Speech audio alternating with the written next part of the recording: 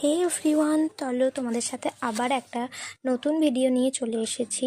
তোমাদেরকে শেয়ার করতে এসেছি নর্থ বেঙ্গল ইউনিভার্সিটির সিলেবাস। আশা করছি তোমরা যারা ফার্স্ট সেমিস্টারে ভর্তি হয়ে গেছো অলরেডি, তো তোমাদের সিলেবাসটা জানা খুব জরুরি। তো তোমাদেরকে আগে থেকে জানিয়ে দিলাম যে দেখো সেমিস্টার 1-এ কী কী রয়েছে যে পলিটিক্যাল সায়েন্স 1, মানে তোমাদের প্রত্যেকটা সেমিস্টারে মানে প্রায় 6টা-7টা সেমিস্টার ধরে পলিটিক্যাল সায়েন্স চলবে। তো ওই জন্য এখানে পলিটিক্যাল সায়েন্স 1 বলে লেখা আছে। দেন সোশিওলজি, দেন ইকোনমিক্স রয়েছে। তারপরে তোমাদেরকে পুরো পিডিএফটাতে সিলেবাসগুলো পুরোপুরিভাবে দেওয়া আছে যে পলিটিক্যাল সায়েন্সে কোন কোন চ্যাপ্টার, কোন কোন টপিক তোমাদের পড়তে হবে।